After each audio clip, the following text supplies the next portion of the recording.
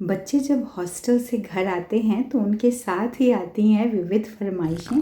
ज़्यादातर फरमाइशें तो खाने पीने की चीज़ों को लेकर ही होती हैं और हम लोगों का टास्क बढ़ जाता है। तो इस बार जब बिटिया घर आई तो उसने मुझसे कहा कि मम्मा वियतनामीज़ आइस्ड कॉफ़ी पीनी है। अब कोल्ड कॉफ़ी तो हम बहुत तरीके से बनाते हैं, एस्प्रेसो, मोका या लाटे, तो हम थोड़ा बहुत इन सब चीज़ों से वाकिफ़ हैं।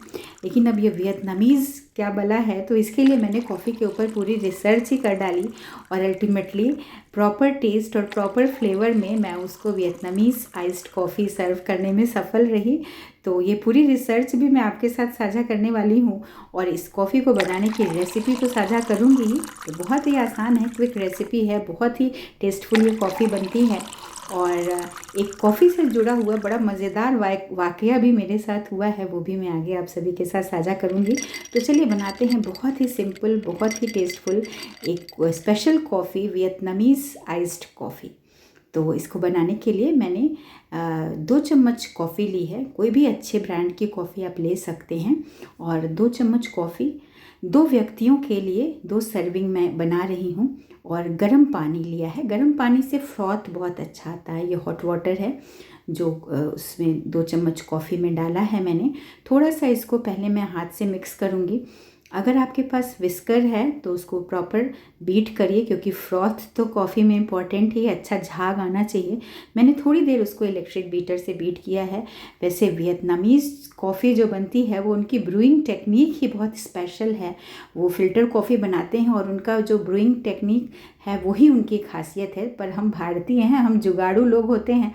मैंने उसको इलेक्ट्रिक बीटर से ही अच्छा खासा फ्रॉथ उसमें लाने की कोशिश की है।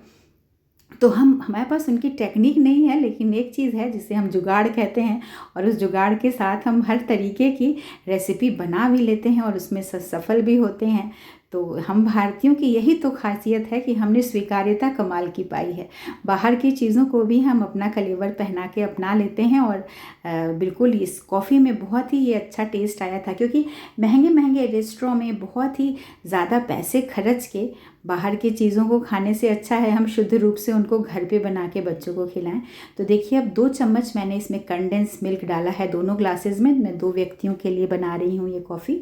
और 3-4 बर्फ़ के टुकड़े डाल दिए हैं उसमें, चूँकि ये चिल्ड ही सर्व होती है। तो और ये जो मैंने फ्रॉथ तैयार किया है ये दोनों ग्लासेस में डाल दूँगी और इनको अच्छी तरीके से मिक्स करूँगी।